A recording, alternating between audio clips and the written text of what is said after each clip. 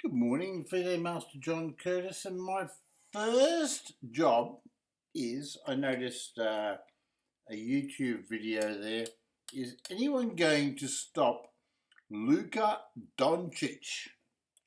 I thought to myself, who the bloody hell is Luka Dončić? I'm going to try to stop him. So I'm having my breakfast. I'm going into the computers on chess.com, and there's Luke, 2920. I found him. We're challenging him. He says he wants to play better. Now he's better than 99.999% of the players on the site.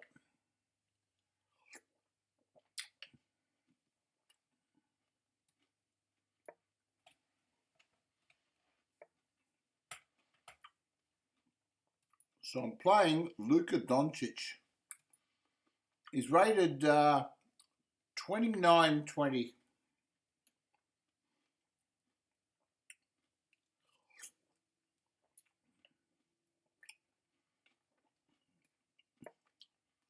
It's a big rating. He says, hold up, let me cook, he said.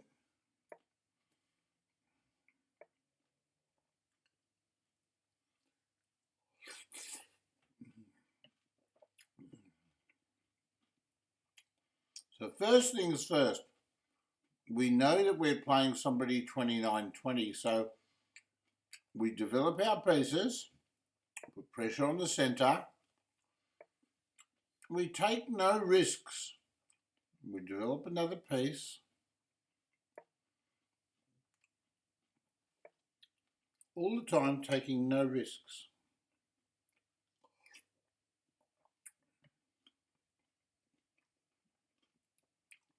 We develop our bishop, taking no risks. And we castle, taking no risks. We take his knight, his bishop, and we recapture, taking no risks. He takes the pawn, we recapture, taking no risks. At this stage, we feel that the position is at least equal.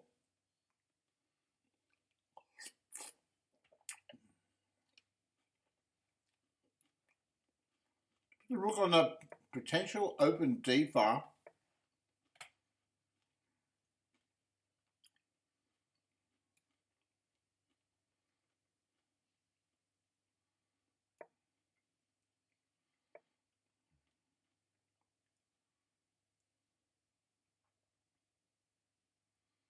The big question is, can we take this pawn? Another question is, do we want to take this pawn?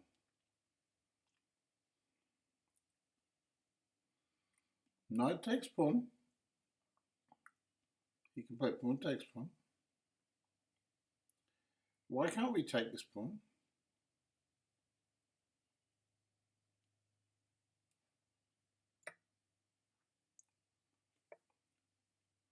Now we could take this knight, check,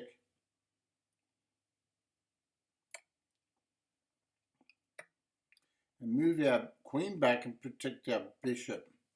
Now theoretically, I feel we've won a pawn.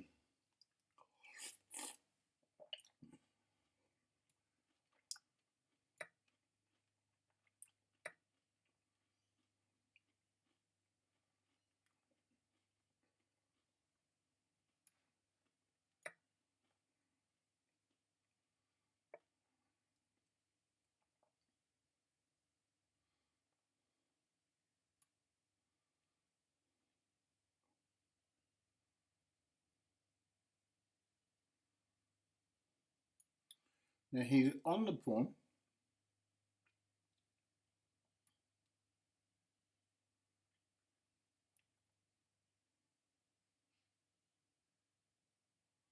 That would be an equal position.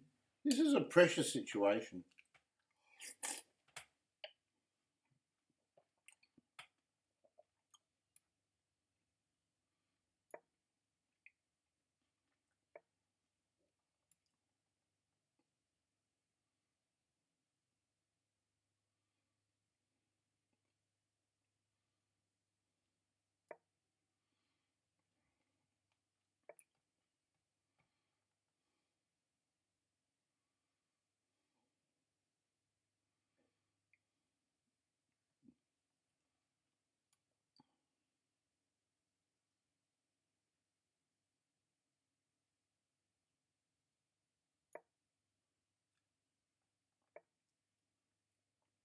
Gee, this is an interesting move, isn't it?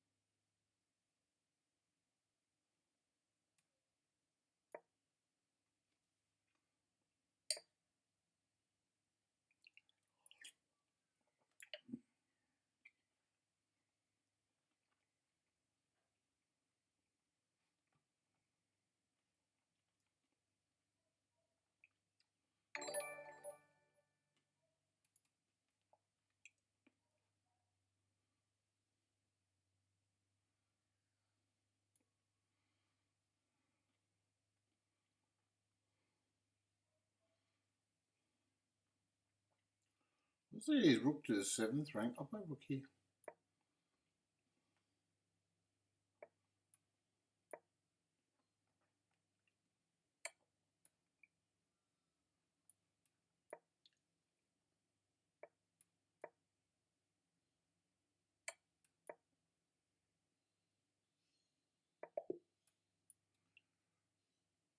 Hey, guess what?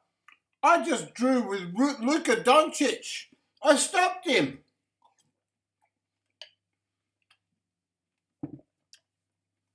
Guess what? I drew with Luka Dončić. 2,920 rated. Thank you, Raising Arizona. Now, everyone said that Luka Dončić is an improving AI intelligence chess program, and Luka was Luke is the highest rated AI. And there's a YouTube video on no one was able to stop him. Well, I just stopped him. I just stopped Luka Dončić. Wow. And I did it so easy. I thought it might take me 1 or 2 or 3 opportunities. I stopped him. I stopped the AI on chess.com. I got a draw. So we're going to look at the analysis. We're going to go into chess.com. We're going to have a look at the percentage of accuracy that I played at. And I hope you joined me and saw the whole game. But if you didn't, I'm going to repeat through the ideas that I used to draw with this great artificial intelligence chess unit, right? The review, we're going to do the review as well. I'm just going to show you. Oops. There it is there. I played with 96% accuracy. 96%, right? Now, this is how you stop the grandmasters, right? This is how, it doesn't matter if you're 1,200 or 1,500 rated, this is how you stop these bloody grandmasters in their tracks, right? And I'm going to show you the technique. I'm going to show you the technique and that I used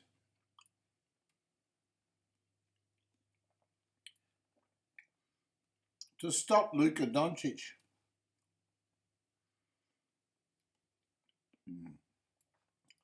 Can make the board smaller. There we go. So this way you can see everything, okay? I'll try to do it that way. That way you get more idea of what the AI is telling us.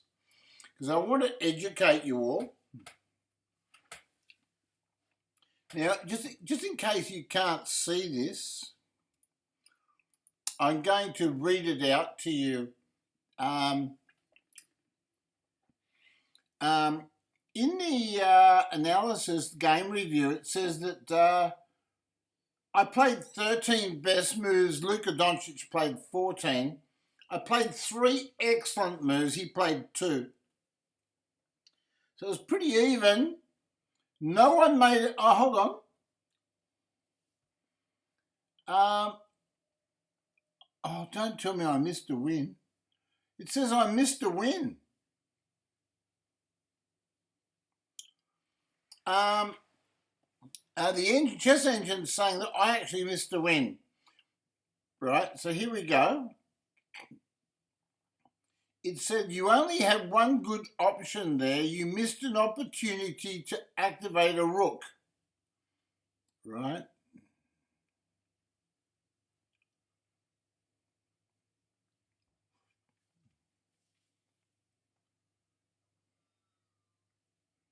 It says, I permitted the opponent to activate a rook by getting it to the 7th rank. We'll go through this slowly because this is a good chess lesson for everybody out there, because nothing was complicated in the position, right? Now again, we're playing Luk.AIbot rated 2920.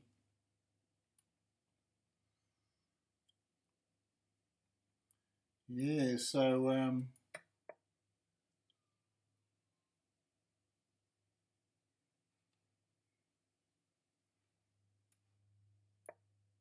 is that the best move?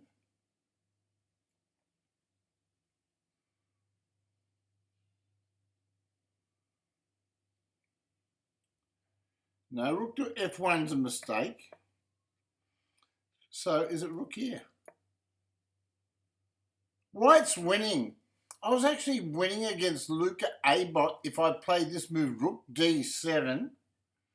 It says this, the engine says, because just in case you can't read the writing, it says this places a rook on the 7th rank, activating the rook and restricting the opponent's king. It says this is the only move that works.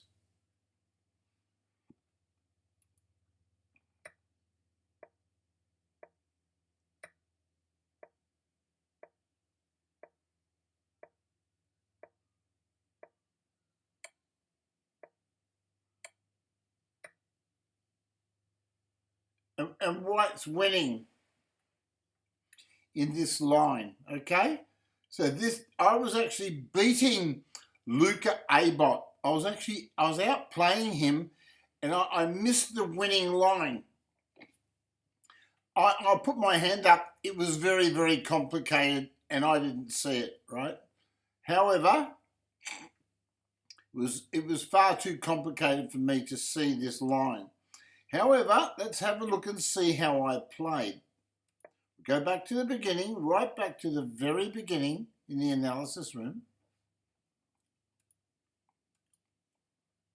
And we're going to discuss how we stopped, FM John Curtis Chess stopped Luk.AIbot rated 2,920. Now, I was motivated this morning as I signed on to the chess.com. G'day, the real mock. Yeah, he says rook d7. As I signed on to the chess.com to stream this morning, I noticed that there was a video, and the video was titled, Who Can Stop Luk.AIbot? He's better than 99.999% of the 7 million players on chess.com.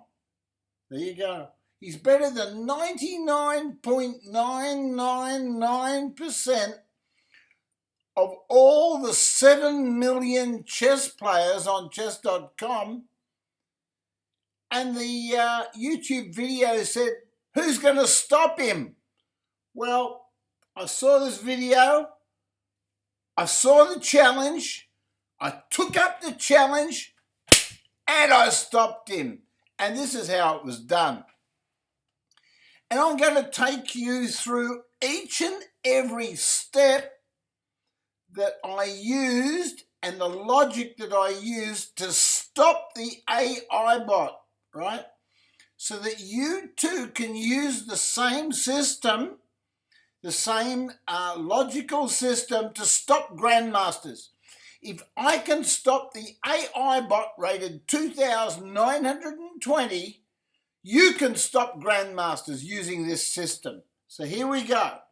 This is your chess lesson for this morning. And we've got 16 viewers. That's all we've got. 16 viewers. But we're going to really tear this apart. We're going to tear this apart. Right, I played d4. Why did I choose d4 as my first move? Well, I can tell you.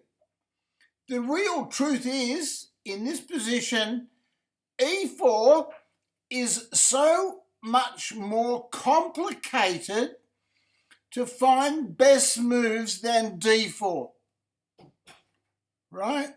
So if you're an attacking player and you like real complex attacking positions, right? It's like going into Doctor Strange's multiverse when you play e4. That's the truth, right? Whereas if you play one d4, you're playing into the set positional type of game where the pressure is not on you to find your ways through the maze of complications, right, that say a Mikhail Tal would create, right, or an AI bot might create against you. However, you've only got to find the best move each time using pure logic. Right? Good morning, Fat Villa Bloke. Good morning, Ema2021. This morning we're explaining how we stopped Luk.AIbot, the artificial intelligence at chess.com that is better than 99.999% of all the 7 million chess players that use chess.com. We stopped him, and we only made one attempt to stop him, and he was unable to proceed. I played d5. He played d5, okay? It's a book move. So I stuck to tradition. I played c4. Now, I'll be honest with you, I don't know much about d takes c5. I know a lot of the basic ideas. If he captures the pawn with the queen, it'd be the queen's gambit accepted if he took the pawn. But I thought to myself when I played c4, damn it, he's a chess engine. He won't take that pawn because he's going to think like a chess engine. He's going to go for a more mainstream line, waiting for me to make a mistake. And my plan at this stage is not to make a mistake. Okay, so he played c6, right? As you can see, it's a book move. Now, I asked myself, I'm looking at the board here, and I asked myself, what is the artificial intelligence thinking? Right? Because the artificial intelligence it beats 99.999% of the 7 million chess players on chess.com. So you've got to outthink it, right? So you've got to say to yourself, examine all checks and examine all captures. Now, logically, when he pushes that pawn, he's controlling his d5 square. And he may be preparing to capture the pawn and play b5 and protect it. And we know that you give the artificial intelligence an inch, and he'll take a mile. So, right, it's a bit of a saying, if you give them an inch, they'll take a mile. It's almost like you give the government a little bit of power and they'll take that much power off you and you'll end up a debt slave, right? Anyway, so based on that logic, I simply played e3. What I did was I protected my pawn with my bishop. I developed my bishop, right, by pushing the pawn. I also supported my pawn structure by pushing this pawn here. I connect my 3 pawns in the centre. Nothing brilliant, but remember we're playing a computer bot 2920. So how does the computer bot continue? He played knight to f6. It's a book move. It develops a minor piece. It follows the maxim that Robert J. Fisher, or Bobby Fischer, said, and that is you develop your knights before your bishops, and you also develop your minor pieces before your major pieces. You also make a minor piece development on the king side, preparing to move your bishop eventually and castle and put your king in safety, from where you can then generate a major attack. So I thought to myself, I looked at the position and I thought, develop a piece. So I played knight c3. I don't need to play, in this position, I don't need to play knight f3 at the moment.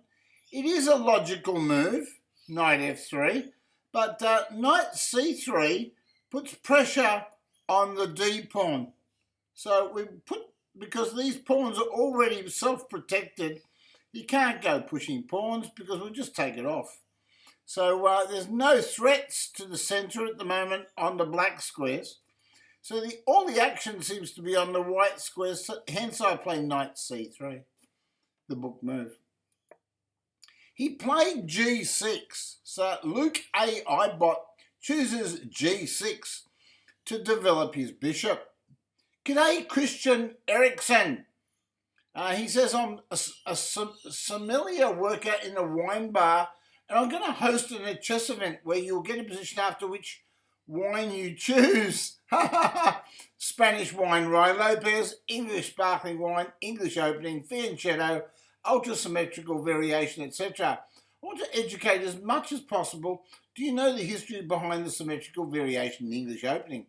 Sir, I can't answer your questions right now because right now we're discussing how I stopped the most powerful chess engine in chess.com, the Luk.AIbot intelligence, artificial intelligence chess bot, which is better than 99.999% of the 7 million chess users on chess.com. So we're talking at a very high level. Good morning, no shame duck. He is an evil bot. And that's why we had to stop him, right? We had to stop him with divine intervention from the Lord above. That's what we did. So what we did was we looked inside ourselves in our God particles, and we maximized the use of the brain that was given to us by the Lord above, and we took on the evil AI bot. I don't think anything is inherently evil. I think man does evil things. I don't think a chair is evil. I don't think a magnifying glass can be evil. I think evil comes from men's minds. There was a film, there's one of our followers, his name is Krell7. Krell7 was one of my monthly winners. And Krell7, he named himself after the Krell.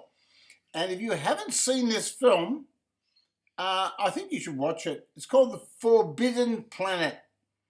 It was made in the 1950s, but still, even today, there's a message in there about the use of higher intelligence and how you may have high intelligence, but you can self-destruct, right? And it doesn't matter how intelligent you become or how super successful you are, you can just implode. We all see all these successful people, whether it be in chess or in other academic areas, and how often do they reach the epitome of the heights of heavens, and then they collapse in a screaming heap. Well, the secret, my friends, is to know your limitations. And this is how we stop the Luk.AIbot. We work on knowing its limitations. He plays bishop to g7. I say he, it could be a she, because after all, it's a bot, so it could be a he or a she. Bishop g7, and now it's a developing move. It's a book move, so this is a book position. And black is preparing to castle, okay? A complete development. So it's very important that I choose the correct move here. Now, when I looked at this position, I thought to myself, I know my bishop move here, this is my only other minor piece move, bishop here. I know that doesn't do anything, all right? And I looked at bishop here, bishop e7, e2, and I didn't like bishop g5. I didn't like bishop g4, I should say. So I played bishop d3 because, and there's a reason for it. I played bishop d3 because I knew that the one move black has to cause some trouble is bishop g4. But I knew that if I had this position, I could play h3. The bishop can't go back, he'll lose his bishop. So that means the bishop would have to move again to f5. So there, based on that logic, I played bishop d3 instead of bishop e2, and that, my friends, is the book move. So the artificial intelligence says I played the best move.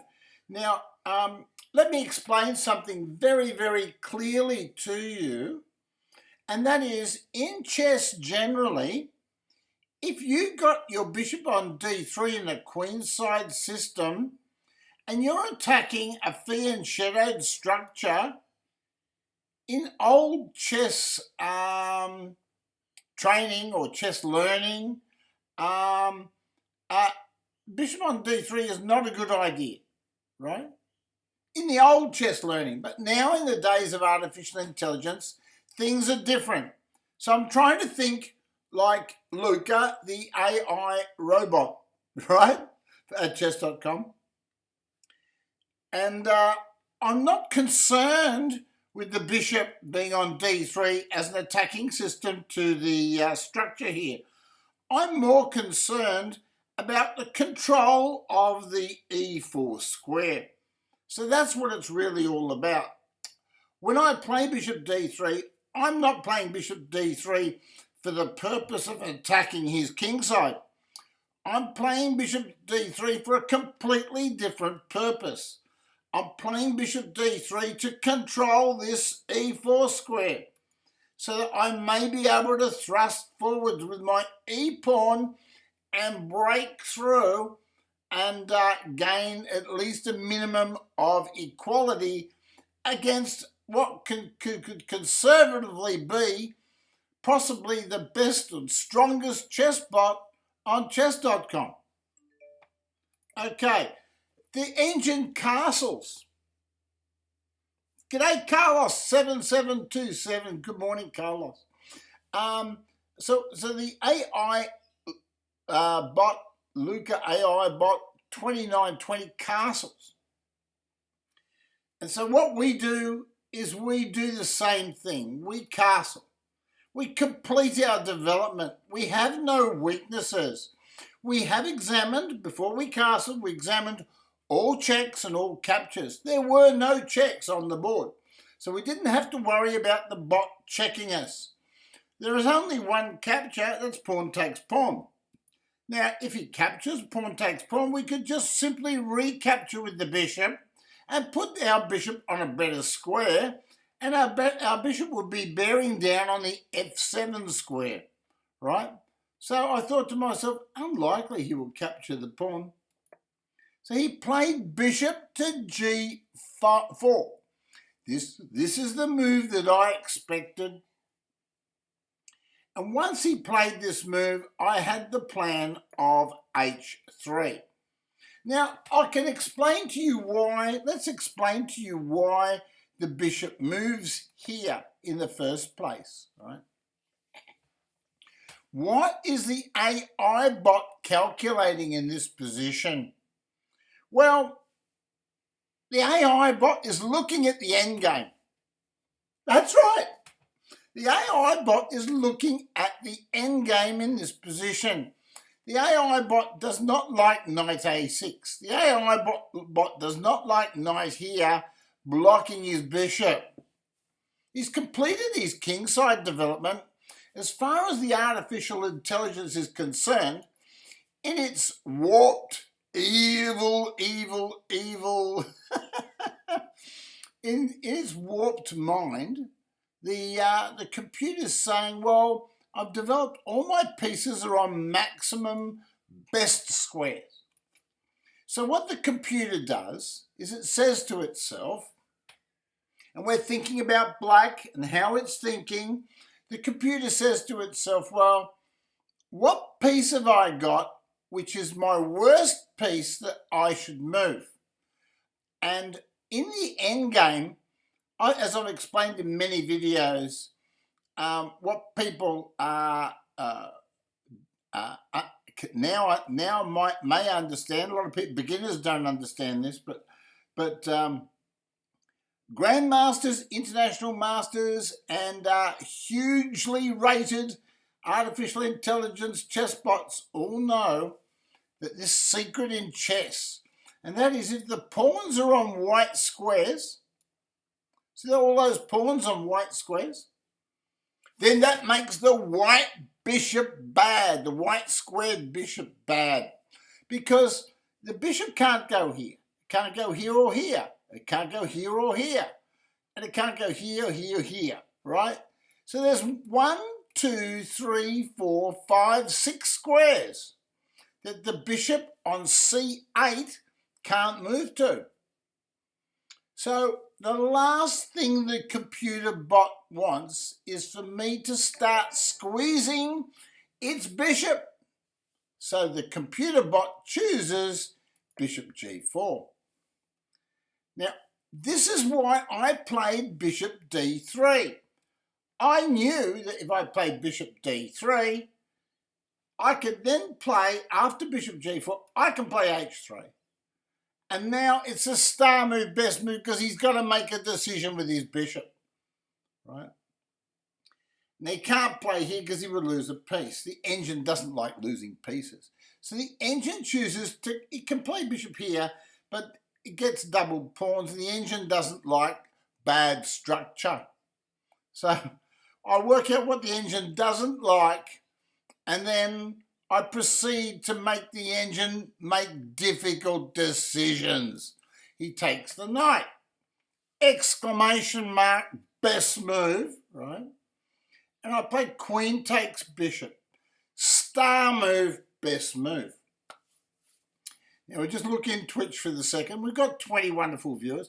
For those 4 viewers that just came in, we've just stopped the artificial intelligence Luk.AI rated 2,920 that has decimated 99.999% of the 7 million chess players that play on chess.com, right?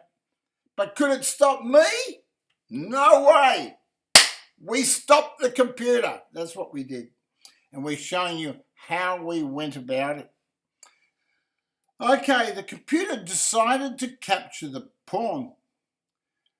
In this position, white is actually possibly threatening to take the pawn at the right time, or play e4, or play rook to d1, preparing a central thrust. So black decides to deflect the the pawn, and it's an inaccuracy. Now, why would the Luk.AIbot make a slight inaccuracy according to the AI intelligence on the chess.com analysis system? Well, the reason is that Luk.AIbot is only rated 2,920. It's not rated 3,800 or something like that. It's not rated 4,000 like Grandmaster Teddy here. He's rated 4,000. He's under investigation by chess.com.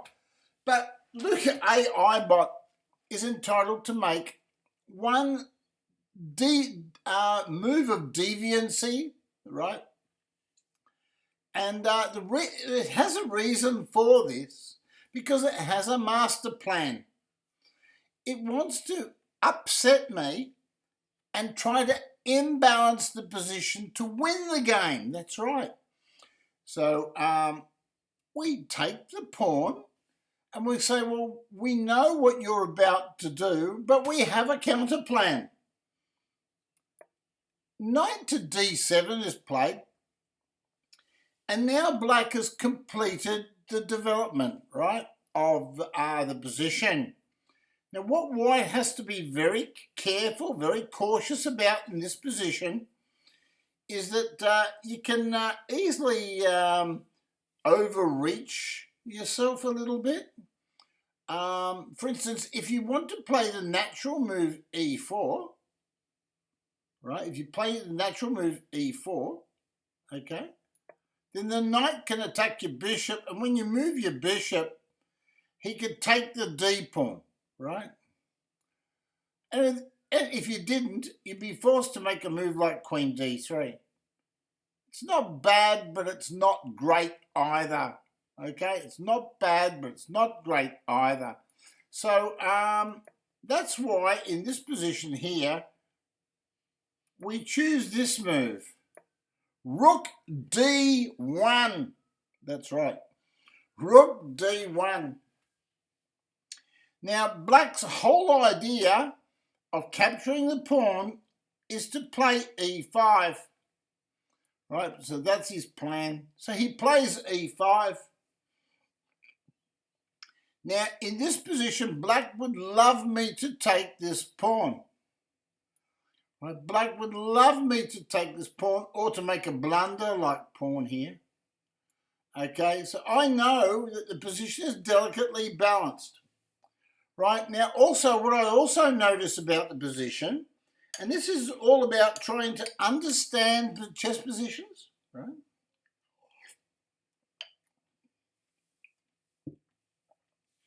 Have a look at black's back rank.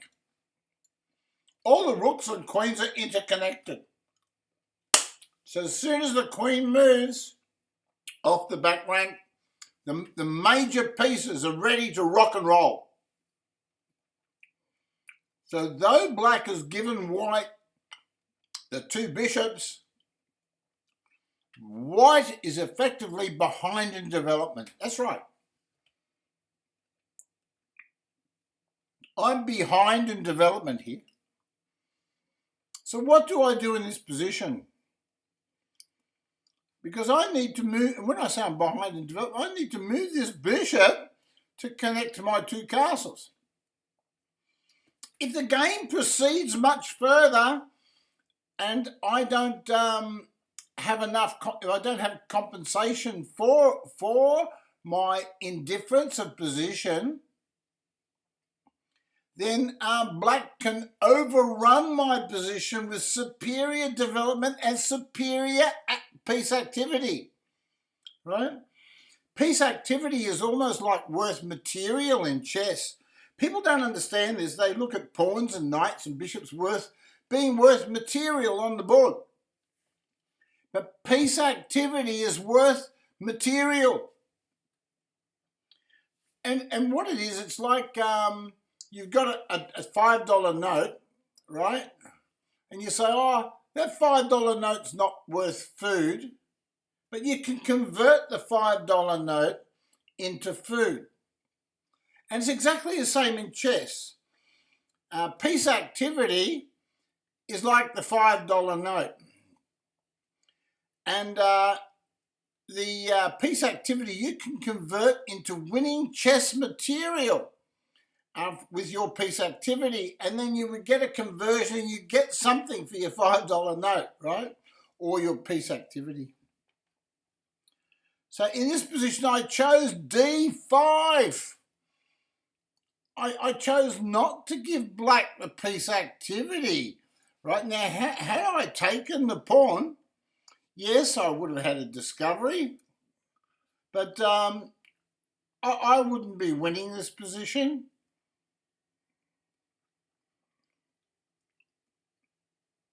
Have a look.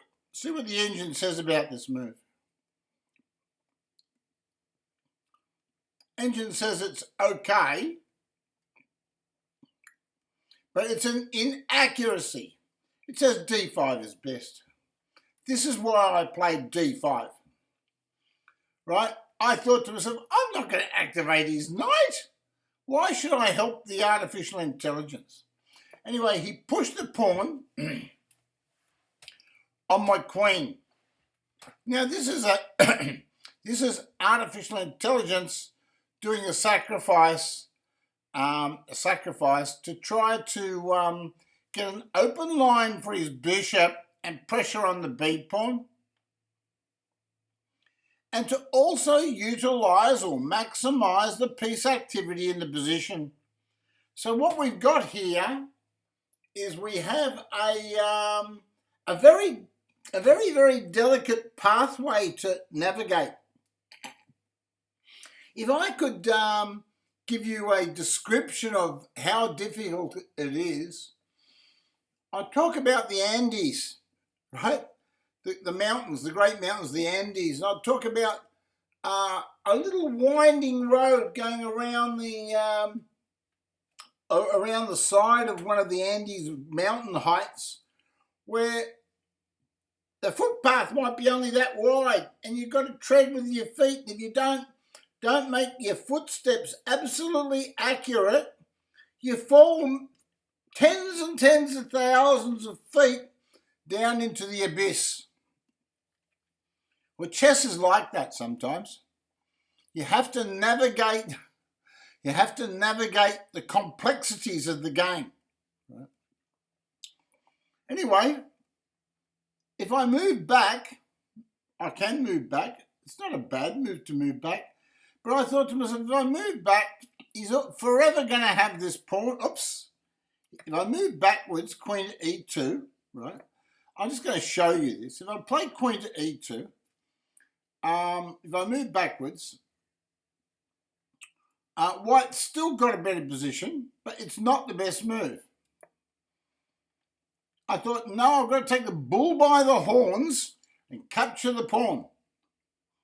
I've got all my pieces, my most active pieces, are controlling the d5 square, e4 square. These are my squares. So I don't want to help my opponent. He played knight e5, which is apparently the best move. And I played queen, knight takes knight check. Right? Examine all checks and captures. Now, if he takes with the queen, I just change queens and I'm very happy. I'm winning pretty easily. But he takes with the bishop. It's then that I play queen to e2. And then he captures the bishop. And I recapture with the queen. Now, let's examine this position against Luk.AIbot. And for the one viewer that's came in, we're showing you the game on chess.com analysis room, how we stopped Luk.AIbot rated 2920. Here he is. He's better than 99.999% of the 7 million users on chess.com. And they challenged us to try to beat him or stop him. They said, who's going to stop him? I stopped him. I stopped him dead in his tracks, I did. And I'm damn proud of it too. And it was my first attempt. He played pawn takes pawn. So I played rook takes pawn. I captured with the, it'd be wrong to take with the queen. If you captured with the queen, I could see that the AI bot would decline the exchange of queens and play queen here. Then the AI bot would I'll show you. If I take the pawn with the queen, he would play queen here and he'd straight away be threatening rook hits queen. And white would be in trouble, right? Okay. So I played rook takes pawn. Oh, Engine says, I played rook takes pawn. Engine says that the best move is queen here.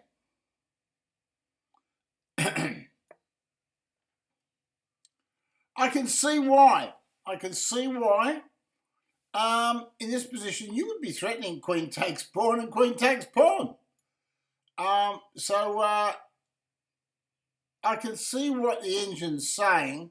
In this position, white's got 6 pawns and black's got 6 pawns, but black's got a weakness on d5, which we haven't yet captured, but we haven't overreached our position. White's also then got the time to play bishop d2 and bishop c3, and just to capture the d pawn at a later stage. What the engine's saying is that I could have had more patience against the AI bot to try to win the game. Right. However, this is the move I played. He played queen b6, and now he wants to take this pawn off. He also wants to play rook on the a file to c8 and rook c7, attacking the pawn again and having a line across here to the king and possibly doubling rooks on the c file with enormous pressure and possibly enough pressure to win the game. So I've got to be very cautious. So I played e4. Engine says rook here is better, but I'll be honest, rook there, I'm leaving my king. I'm leaving my king a little bit naked, and my intention when I played this game, I had an intention, I had a plan, and my plan was to stop the AI bot. So I'm not going to go into really deep complications. And so I want you to take note of this. This is how you beat the grandmasters, right? You don't go into deep complications. You keep positions simple, where it's easy to find the best move. When I say it's easy, the correct word is it's easier to find the best move, where there are a lack of complications. I mentioned this at the beginning of the video. I mentioned why I played d4 instead of e4 against Luk.AIbot. d4 because there are less complications in the d4 system, a d4 opening system, than what there are in the e4 system. So if you're a positional player or you're a bit more conservative and you want to choose an opening, chess opening, where you can be right in the game but take little risk, and your risk, what's the word, risk, you got risk aversion, then that would be the way to go. I played e4 to hold my rook in the middle of the board. Engine says it's a good move, but it's not the best move. He played rook c8, which is what I expected, and I slipped my queen back to d3. It's funny, the chess engine, I'm almost coughing with laughter here. It's funny the chess engine suggesting the move, the chess engine suggesting the move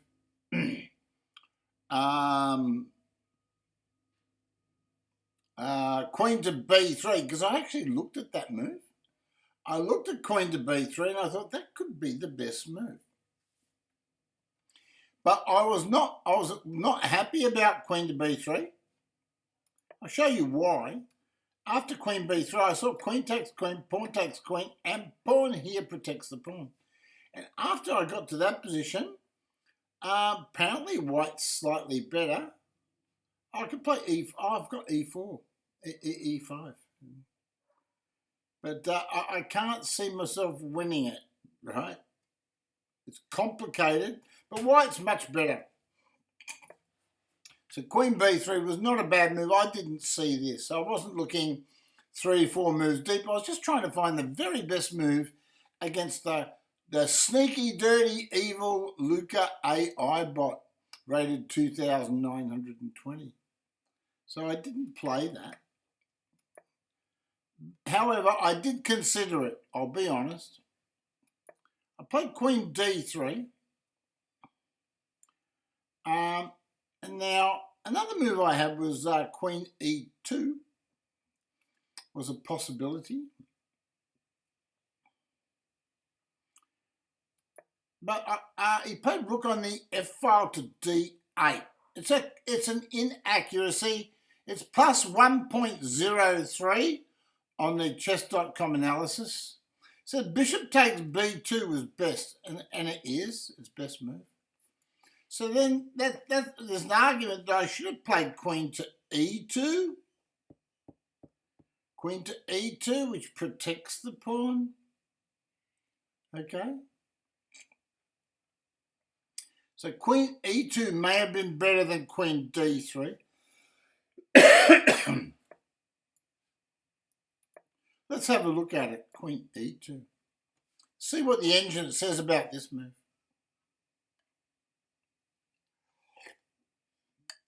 The engine's trying to work it out. It says queen to e2 is a good move. It's the second best move.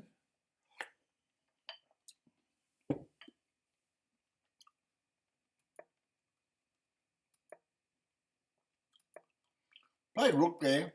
So I played rook to b1.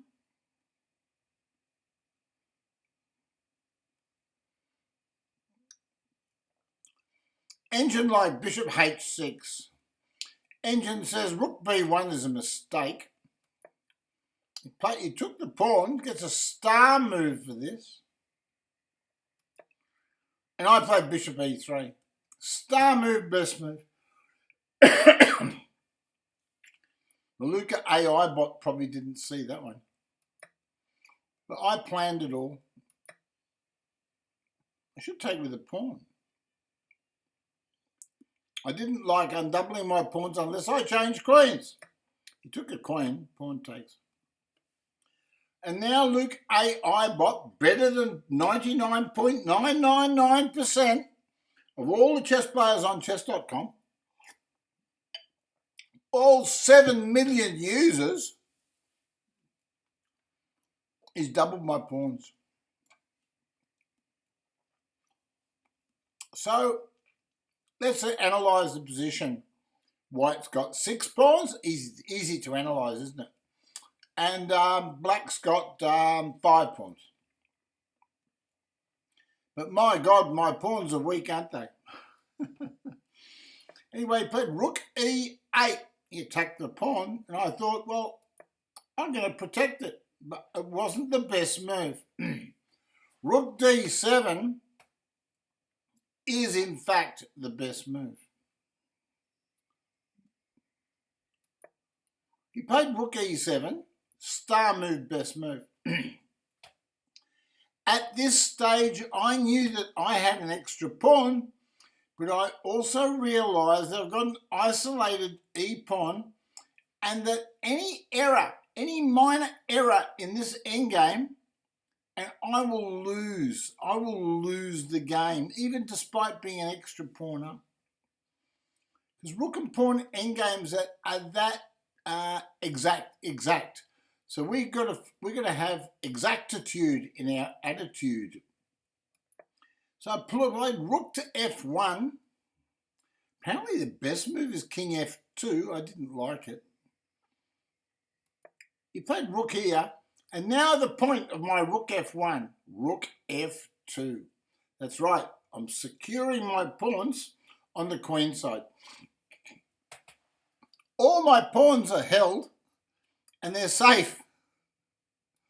Anyway, he gave me a check, so I played rook there, and I thought, well, go away. And he went there, so I went back. I said, come on, beat me, I'm a pawn up, and all my pawns are held. So Luke gave me a check because he was scared. What was he, Teddy? Oh, the AI bot was scared, Johnny, scared.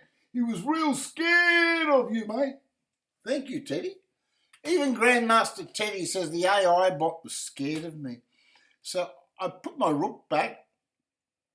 Engine says move my king up. But at this stage, I'm happy to take a draw because my main idea when I started this game was to stop the AI bot, stop the Luka.AI bot, and we stopped it in its tracks. And he played rook there, and the game was a draw. So we had a draw with the Luka